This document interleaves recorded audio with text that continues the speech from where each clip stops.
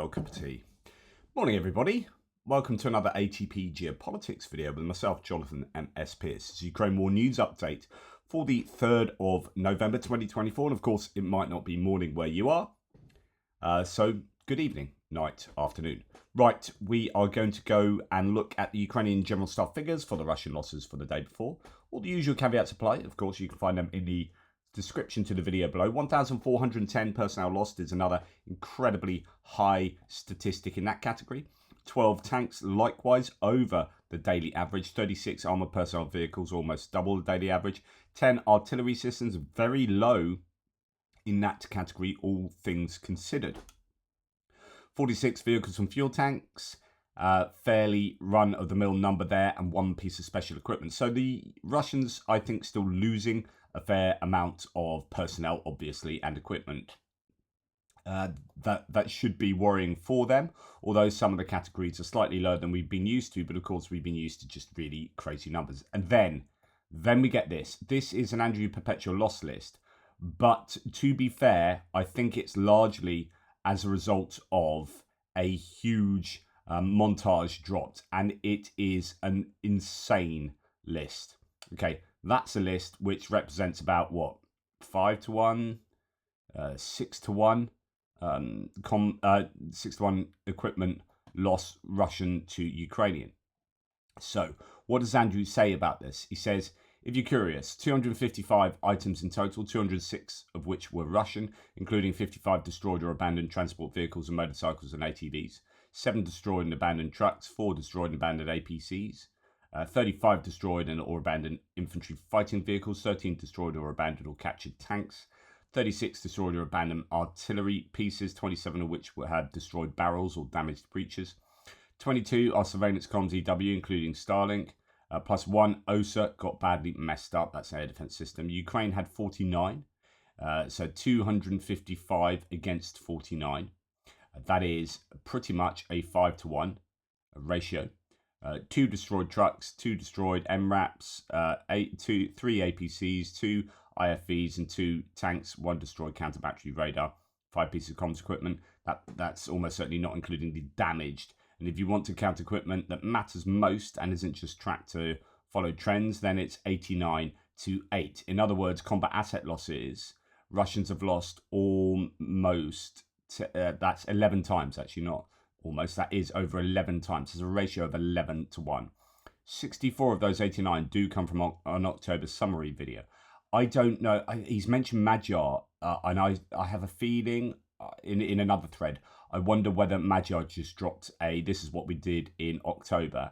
And on that October summary, there were just phenomenal amounts of pieces of kit, 64 in combat asset losses in one video.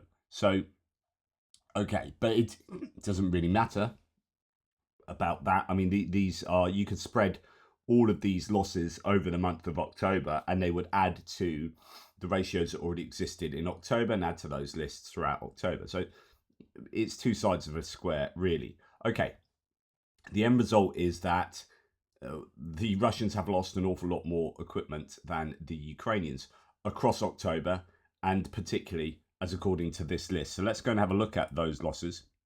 Such a big image that I might struggle to zoom in very much. Yep, indeed, this is a bit of a problem for me. So I wonder what the best way to do that is, if I maybe download the image.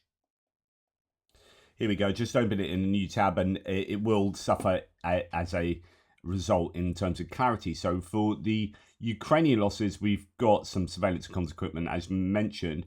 Lancet taking out a radar, MHR radar, I presume that's a counter-battery radar. That's going to hurt the Ukrainians a wee bit. And then we have a fairly usual list of tanks, IFVs, APCs, and MRAPs. Interestingly, with the tanks, they are, it seems almost, well, assuming that random tank is a Russian tank in origin, then that is 100% non-Western provided, and the IFVs 100% Soviet era BTR 82s, BTR 4s. So that's interesting to know. APCs, these are all Western provided or indigenous, including FV103 Spartan. That's a UK provided APC there. 2 destroyed, 1 abandoned, 3 out of 5 irretrievable losses. And then MRAPs, 50% irretrievable. Kozak, MRAP, Max Pro, MRAP. Okay, so general MRAP, not sure what they are. Quite a few civilian vehicles, nothing too outrageous sort of numbers we usually see. Maybe a couple more from the Ukrainians this time round. And then for the Russian losses, okay, goodness me. Right, so as you can see, an awful lot of artillery. So that's almost certainly Magyar dropping a video showing just a huge amount of artillery being taken out. And that goes some way to explaining the difference in the claims that come out from the General Staff and then the lack of visually confirmed data. And then every so often you get a big drop where a load of artillery is added in, and that's usually because Magyar drops those big videos. Quite a few tanks here, a dozen tanks, maybe more, and then 20, 30 infantry fighting vehicles thrown in. And look at all those ATVs. And then you've got motorcycles as well. Just a vast number of pieces of kit. And of course, these ATVs and motorcycles are often used in frontal in maneuvers and attacks. So you could define them in, I guess, as combat asset losses if you were so inclined. Right, so let's look at the Russian losses in more detail. Air defense system damage, that's an OSA, drone drop bomb. Damage is severe, ammo cooked off, so it could well be irretrievable. Electronic warfare piece of equipment lost, and then lots of comms equipment taken out. FPV drones. October summary. So the October summary, that's one single video showing an awful lot of comms equipment, artillery, some of the tanks, and then a lot of the infantry fighting vehicles thrown in as well, and a couple in the APC category. So if we look at the artillery, what do we have most of? Well, D-30s and a few M46 shows that the Russians are using very much old equipment, and a lot of howitzers that are unknown howitzers. Maybe the visuals aren't good enough, or it's difficult to tell one from the other. We do have a BM-21 multiple launch rocket system destroyed, thrown in there as well. That's an unknown cause for that one. And then a few other bits and pieces, including 3 MT-12 Rapira anti-tank guns. So fairly old bits of kit, really. Tanks, there's a captured T-72B3. So the Ukrainians have captured a Russian tank there. And then we have, again, not for the first time this week, a very large number of tracked garden sheds. To have this many being used at the same time and to lose this many does tell us something. I'm always trying to work out exactly what it is it's telling us, but my supposition is that they don't have the kind of equipment they need and are suboptimally using other bits of equipment. Tanks are less useful.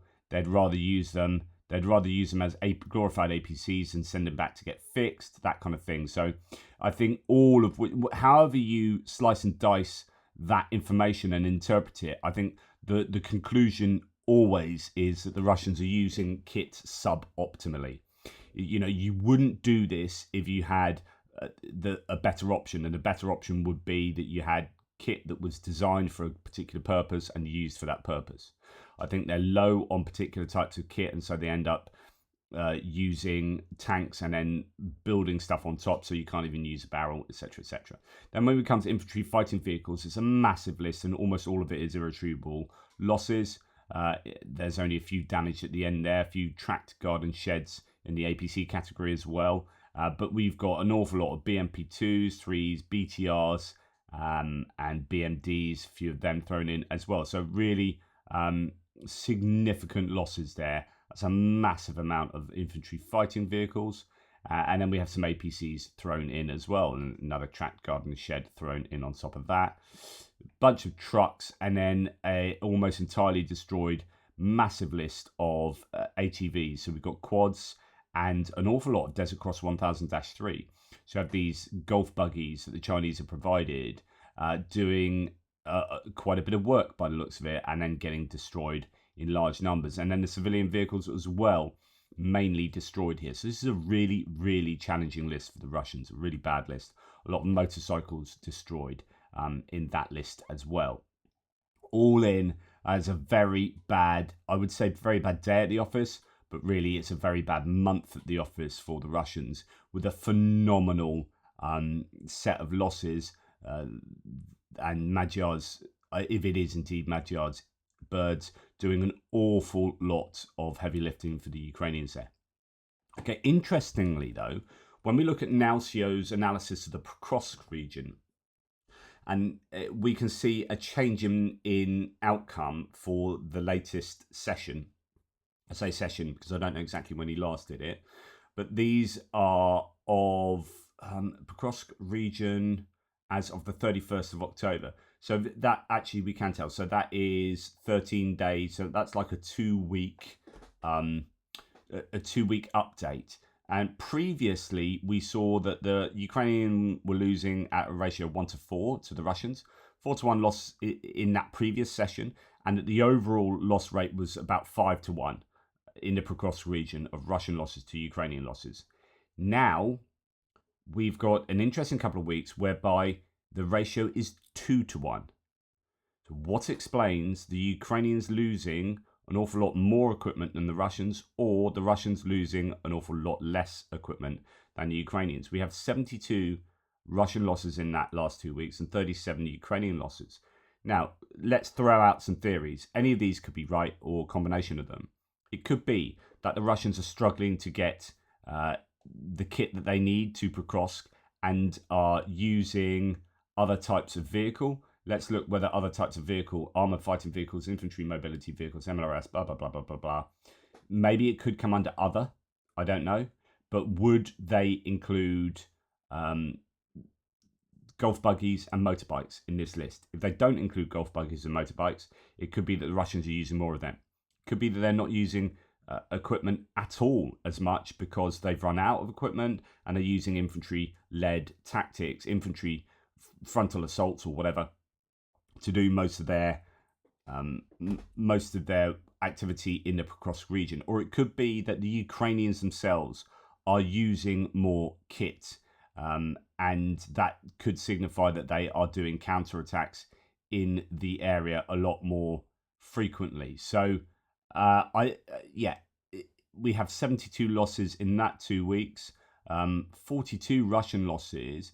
Interesting, it looks like both sides have lost more equipment this time round. So yeah, I don't know what explains it, but there are many options you can have there, and other theories to boot as well.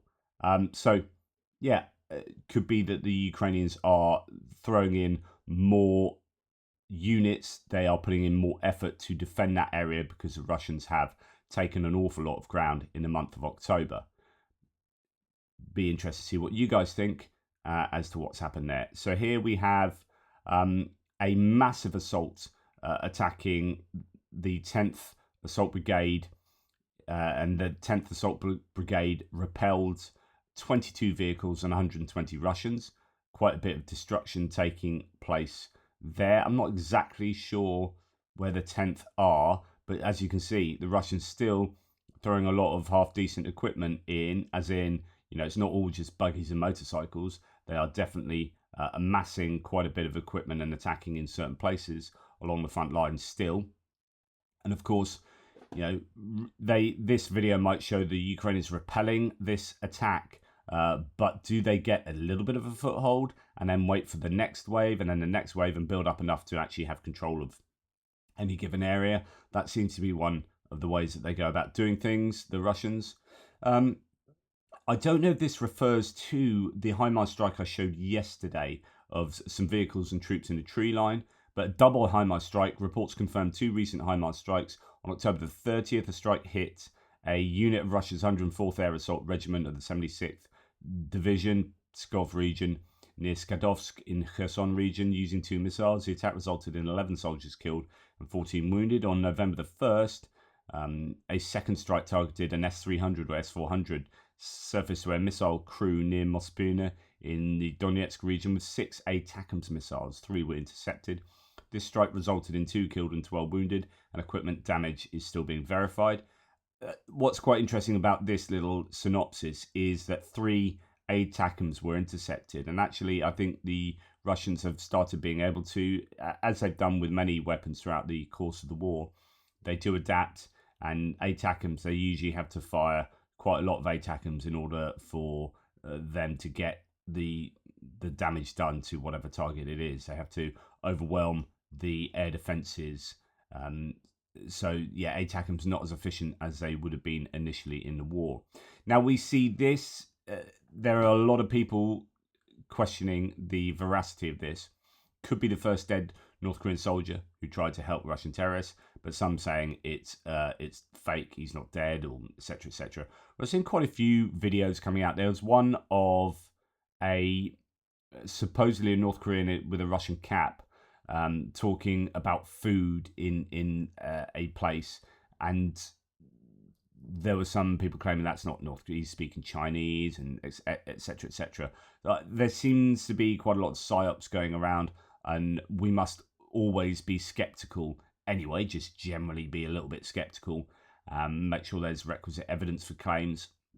And here, I think we need to be skeptical of that which is being claimed of the North Koreans. Right, okay, strikes another huge wave again last night. The Russians are just relentless in their use of these Shahed drones. Incredibly good interception rates, but still. For those who were with me last night, says Tim White on the thread, you will know it was a heavy night, especially in Kiev. Nothing hit its target though. 96 drones and 1 missile were fired. 66 drones were shot down. 27 taken out by electronic warfare. So that's what, 80, that's 93. So that leaves 3 more. 1 was last seen in Belarus, so that leaves 2 more. And still flying at 9 a.m. were 2. So at that point in time, 100% had been taken out in one way or another, and 2 was still in the air. That's incredibly good, but of course all that goes up must come down, and quite often these are getting shot down above the general target areas, and general target areas are places like Kiev. So they're getting shot down above urban areas that then cause fires and damage below. So yeah, I don't know about the missile. It looks like 1 missile was taken out there, and Tim just mentions nothing hit its target. So it could be 1 from 1 in terms of those KH-59-69 missiles. Right, Ukrainian Foreign Minister Andrei Sybiha took over from Dmytro Kuleba, if you remember, urges Western partners to lift restrictions on long-range strikes. Yet again, we revisit this issue, citing the surge in Russian drone attacks. In September, Russia launched 1,331 drones against Ukraine, 44 per day on average. So September was already incredibly high. By October, that had risen, though, from 1,331 to 1,908. That's 62 per day. So another 20 extra per day, every day for the month of October on average. Russia, quote, Russia is ramping up terror. Let us target their bases and stockpiles. Allow our partners to intercept in our skies. Lift all restrictions to protect lives from terror. It's really frustrating at the moment. I get a sense that Ukraine are just really pissed off with the international support being so timid when Russia just go, oh, can we have some help? Yeah, and North Korea go, yeah, we'll be along there. Yeah, oh, brilliant. 12,000 men to start with. Yeah, 12,000, that'd be cool. Yeah, throw them in. And the West is like, oh, you can't use that missile to hit. I mean, you can fire a missile 84 kilometers, but 100 kilometers, no, 300 kilometers way out. But 84 kilometers is fine as long as you do it in Kursk or Belgorod, actually, or any of those. But anywhere beyond that, we're not really very happy. Oh, North Koreans, yeah, come in. Yeah, can we use Iranian missiles? Yeah, North Korean missiles, good. How about all those Shahed drones? Yeah, Iranian Shahed drones. Is it okay we make them as well? We'll get them from you, and we'll make them, and we'll send in let's send in 96 tonight. Is that all right? Yeah, I don't want you using that. I don't want too many Russian people to die. Are we okay just slamming missiles into residential buildings? Yep. Oh, brilliant. That's cool. We'll carry on. Just blows my mind, this kind of approach. It's such an odd reaction. We are so timid. There's a lot of damage to Kiev, though, having said that, interception rates were good. As mentioned, falling mopeds still do damage. The good news is don't appear to be any notable injuries or deaths in Kiev. So here we have some of the imagery coming out of Kiev. What you see as a result of these drones coming down. Some fires broke out in Kiev region, but were dealt with. It seems Russia has been firing different drones at different times on different courses at differing heights to try and pass air defense. It didn't work last night. In Kiev City, the worst damage was in the Shechenkivsky district. Question to ask is, Russia's fired very few long-range missiles recently. Are they storing them up for a mass attack or running short of stocks? And that's a question I keep asking as well. What underwrites this lack of missile? My personal thought is both. I think they are running low on stocks and ability to manufacture them at the requisite rates. I think they also have trouble with firing them from the Black Sea. I think the Black Sea fleet has been compromised. However, I think we are to expect a very large wave of missiles too. So I think they are both stockpiling them, and they can't produce enough. I think statistics show that they have been struggling for a long time now to fire them at the sorts of rates we saw at the beginning of the war. So we go to Dell's stats and we go to cruise missiles. Now, the problem with the cruise missile stats here is that these are interception rates. So these are the ones that are shot down, not the waves in total.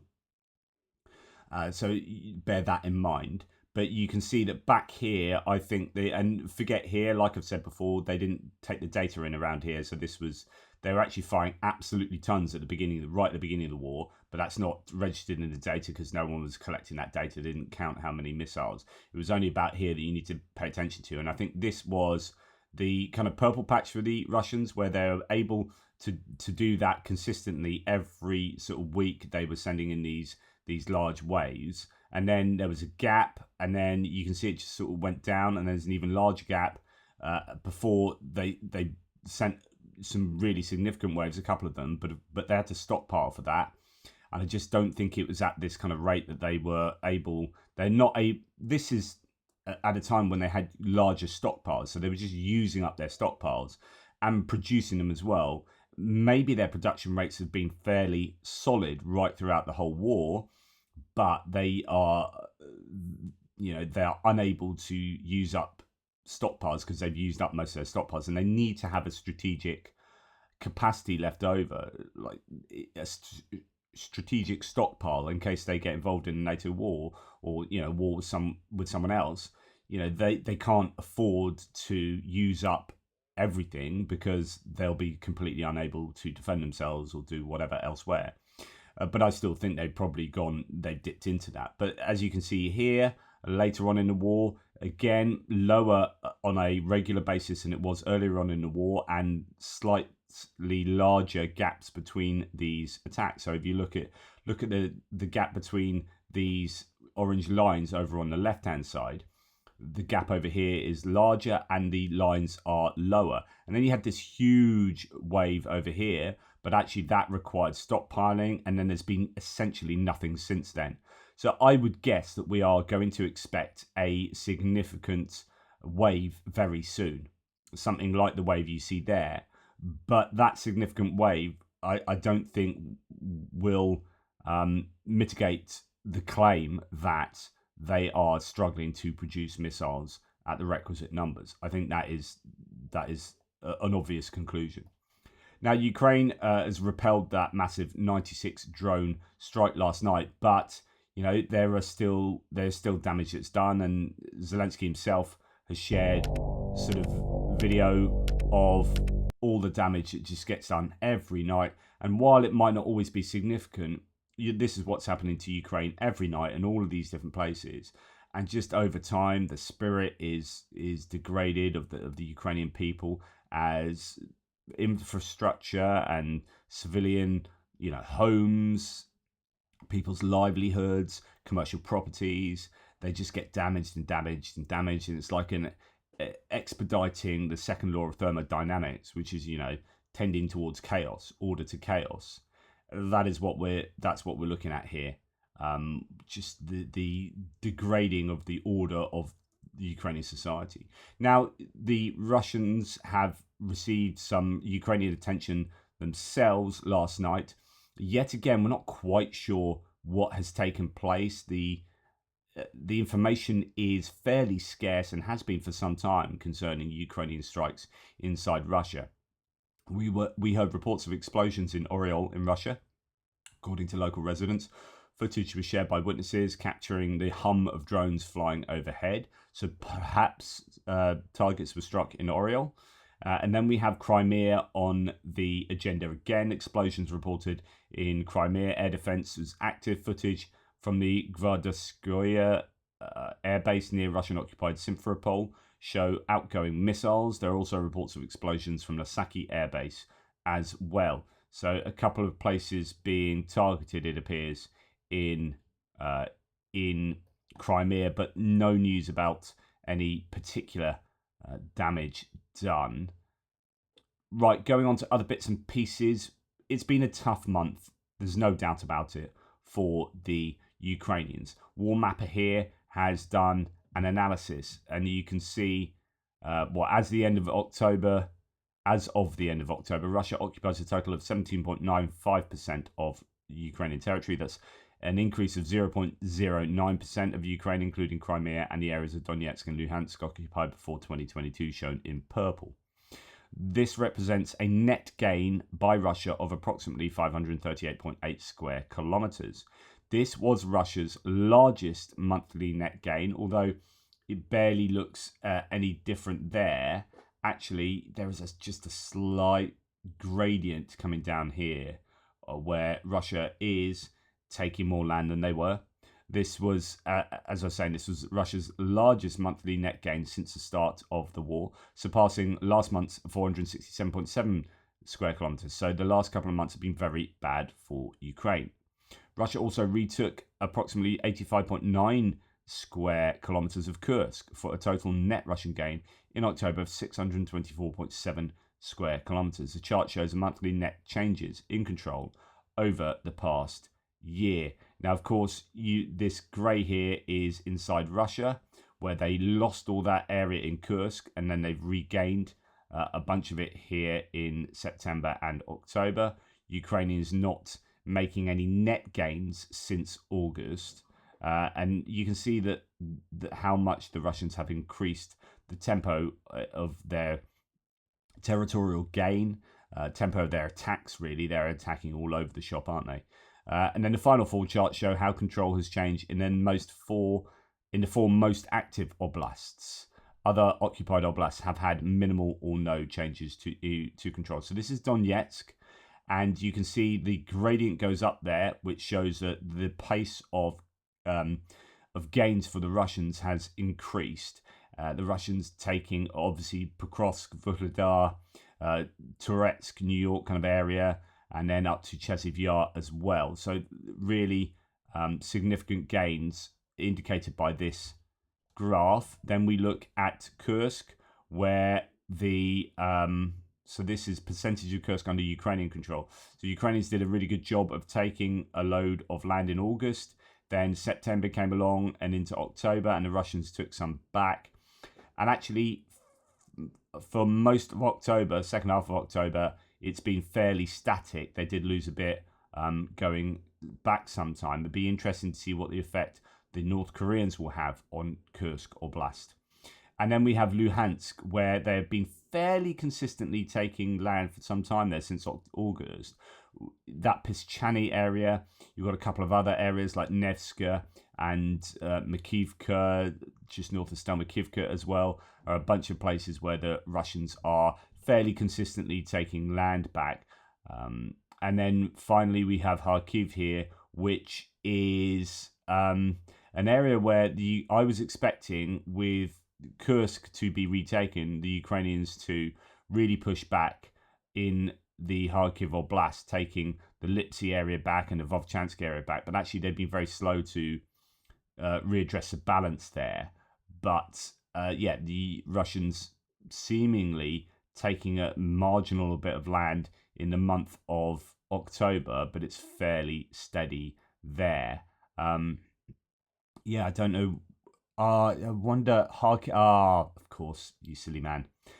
So that will be mainly in the Kharkiv Oblast on the northeastern front line, where it goes from Luhansk into Kharkiv. So actually, the Russians are taking, I think, areas of Kharkiv there and not north of north of Kharkiv city itself. So that's what's explaining those gains there. It's not those two sectors north of Kharkiv city. So anyway, I thought that was interesting. Now, this sounds like a bit of a bloody problem, to put things mildly. Google has apparently highlighted the location of a whole bunch of Ukrainian military systems on their updated maps. So that would be Google Maps and Google Earth. They've evidently updated their maps and they've shown a whole bunch of Ukrainian equipment. Andrei Kovalenko, head of the Center for Combating Disinformation at the NSDC, has announced this. He said, "Imagine the situation. Google displays the updated images on a map showing the location of our military systems. I won't elaborate. We are contacting them to fix it quickly, but they have the weekend, not before that. The Russians are already actively dispersing these pictures. What is wrong with this world?" So just, Google really, it appears thoughtlessly, aiding Russia in being able to target Ukrainian very significant. I mean, I'd imagine this is all their Patriot systems. I don't know when these images are dated back to, but this could be a real disaster for the Ukrainians. And Google need to answer some freaking questions there. And just a general comment from War Monitor that I agree with. I've been saying this for like 6 months plus. World War III has started already, and we're in the beginning stages. The history books will show. Yeah, sleepwalking into it. Yeah, nothing I disagree with there. Anyway, let me know what you think. Thank you very much for watching. Really appreciate your support. And I want to just give props to my man Pierre Dupont. I travel around near the front lines in Ukraine within February. So Pierre's just an awesome human being that has put his life on hold to help Ukraine, and he's out there as much as he can be, flitting. And he's British, but he lives in France. He has basically spent as much time as he possibly can concerning visas and whatnot in Ukraine, helping out Ukraine. And what he's doing at the moment is raising £5,500 to help fund a rebuild project to fix up war-torn homes in eastern Ukraine. I just want to show you Pierre doing his thing. So those of you that know Pierre from my sort of videos will recognize this kind of image of him. He popped around for a cup of tea on his way back from Ukraine actually last time around, and he's now back out there. And this is him helping people to rebuild their homes up on a roof, putting his skills to good use here. I think he built his home in France himself, and that's what he's doing for other people, helping them to put their lives back together. So that is absolutely wonderful. And he just needs some help to buy equipment and the resources to help do this kind of work, helping out the Ukrainians in these war-torn communities. So I will put this Just Giving, and he's put, he's almost there, but he just needs a little bit of extra help. It'll be fabulous if people can help out. I will be doing so as well, because Pierre is basically a total ledge. And go and check out what he's up to, and it tells you about it here. This has actually been going for an awful long time. That's what I did some time back. So actually, he's just kind of this is always going on in the background, and this is his fundraiser. So that isn't like that's 5,500 he's raised over an awful long time. So it'd be great, you can go well beyond that, and it will just help him continue to do that work. So if we can help Pierre, that'd be amazing. In the meantime, I'm gonna get back to looking at Lucky Chops videos on YouTube. It's going down that rabbit hole again, as I do every year. I love Lucky Chops. Saw them support Gogol Bordello, connection to Ukraine there in Brixton Academy a couple of years back. Amazing experience. Anyway, take care, everybody. Speak to you soon.